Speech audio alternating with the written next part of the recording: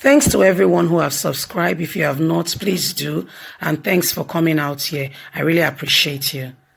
Professor Yemi Osinbajo humbled himself.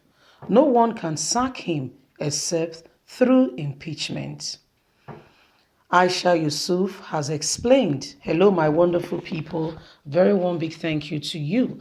Most Nigerians know the capacity and the capability of the vice president.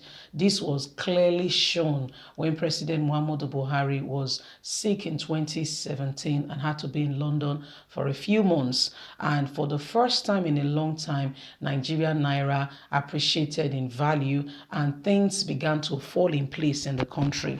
Now, the position of the vice president is more like a ceremonial position, so much so that the vice president cannot truly make some emphatic decision unless it to be seen as treason, trying to overshadow the president, and a whole lot more can come out of there. Look at what happened to Speaker of the House of Representatives, only for inviting Muhammadu Buhari to come and answer with regards to insecurity. The North stood up and they said he has to be impeached. It shows that he's not in charge of the House. I mean, you could see the abnormalities in our government is clearly evident for all to see. So the vice president of the country cannot be removed unless he's impeached. Let's carry on and understand all that Aisha Yusuf is explaining.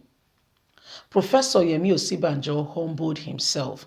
No one can sack him except through impeachment, Aisha Yusuf explained.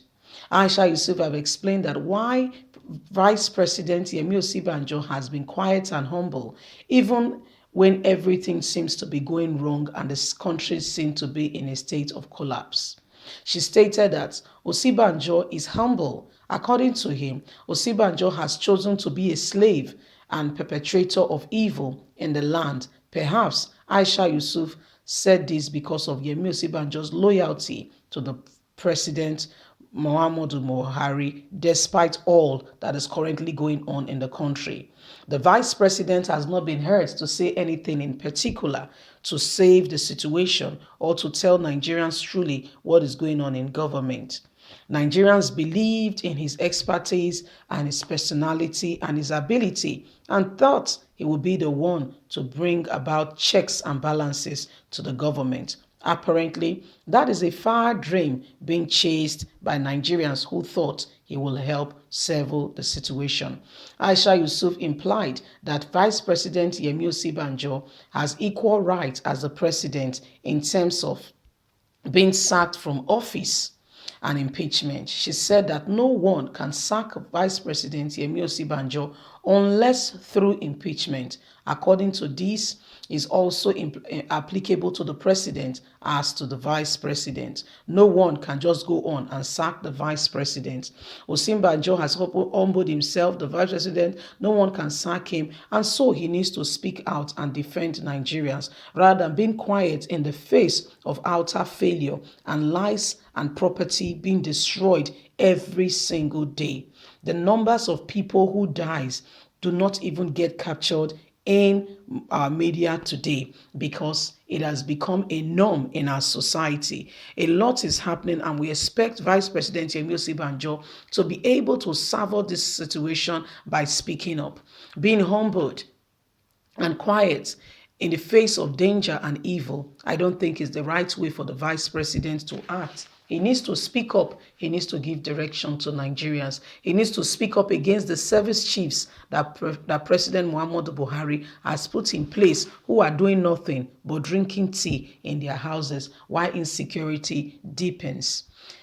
Aisha Buhari, the wife of the president, seemed to even have more power than the vice president, because every now and again she speaks a Nigerian here. Nigeria has not heard from the vice president who was democratically elected. He needs to do more, as Nigerians are expecting so much more from the vice president of the Federal Republic of Nigeria. Aisha Yusuf, thank you very much for speaking. She compared even the vice president to the wife of the president of the country, saying the wife of the president of the country even speaks more than we hear from the vice president. And nobody, the vice president has chosen to be quiet. Maybe because he's a pastor, but being a pastor does not make him quiet. Look at the actions that Atiku Abubakar took when he was the vice president to Olusegun Obasanjo. We knew we had a vice president. He will not keep quiet. I'm not saying Atiku was a saint. Even up till now, we still find about his escapades.